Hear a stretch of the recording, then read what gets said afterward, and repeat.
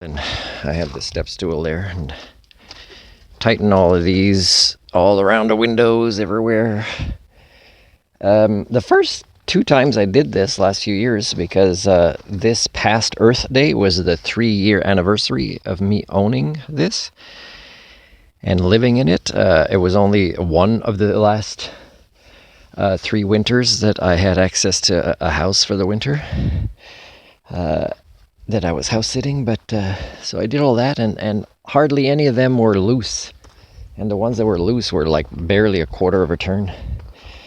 There's some light fixtures, and some things are pretty rusty, hard to get the right tool. I got to get a bigger square one, but some of the light fixtures I haven't been able to take off. But I'm looking to see how to put storage, or put like a paddle, a board, in case I need to escape a fire, I need to go in water. And also maybe put a bicycle rack in the front, somehow like strapped to the bumper really tight there. And I do have a bicycle rack, and I could switch it, but it would have to be that I get rid of the tandem bike that needs to be in the back, because it's heavier, and part of the weight goes on what I'll show you. And so there isn't a lot of options of things to tie it to. That's pretty tough. That's pretty solid.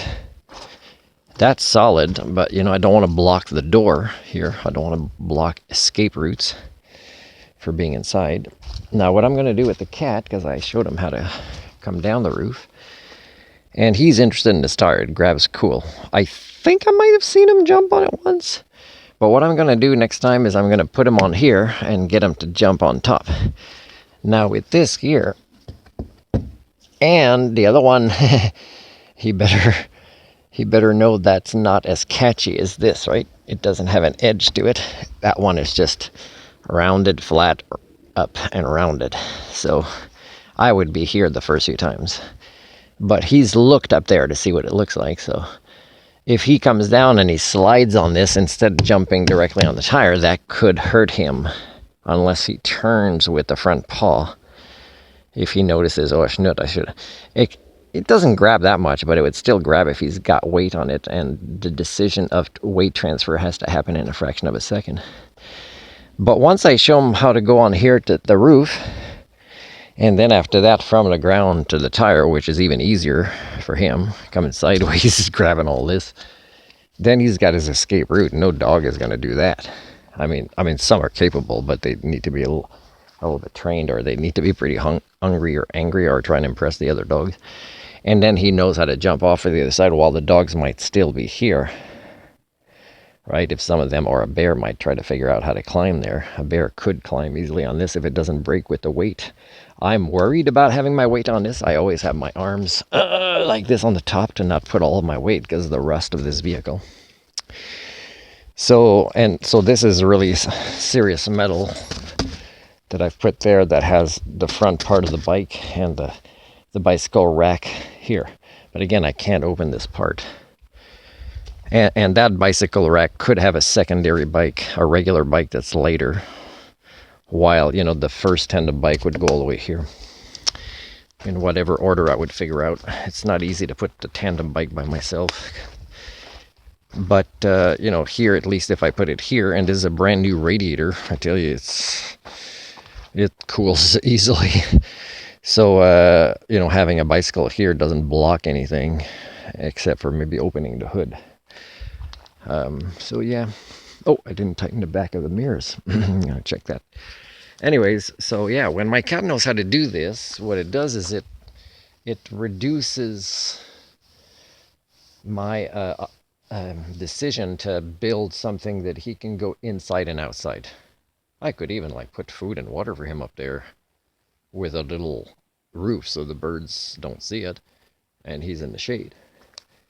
And I could just go put it on there when I leave for a long time by climbing on the tire. But what I'd like to do is have a ladder on the side, and it's not too long, just enough to kind of have the weight of my body while I reach out on here, and maybe in the future maybe have a paddle board, although we'll see how it could fit. But it would be maybe from here to here, maybe in some way, because the metal over this door and over this door is different than the other side, that it might be able to support some weight of a ladder that could be just the length of this, right? That even if I opened those windows, it would tip over the ladder if I detach it, from tension on here, but keep it attached at the top part.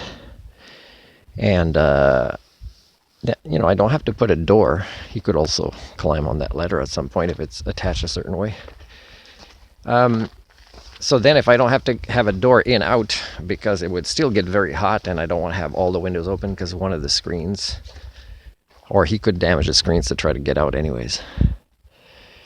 So yeah, I mean, it would have been maybe that window with making a platform for him to go in and out through it, but that's kind of my cooking area.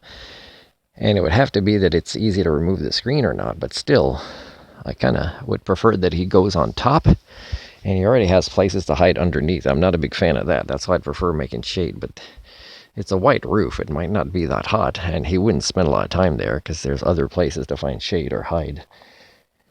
Except that if it's a dog, they might get to you, but not up there.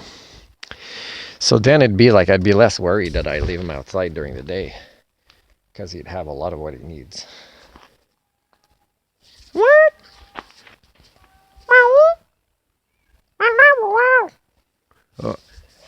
Oh, I think there was maybe a different cat. I don't think he was making the first noise. I'm happy that when I call him, he comes now. And I imitate the frequency and sound of a cat curious, almost asking for help sound. But he comes slowly and he says hi, but he doesn't necessarily want to come back inside. So I have to pick up his cues, because if I always bring him back inside and he really doesn't want to, it'll be harder in the future.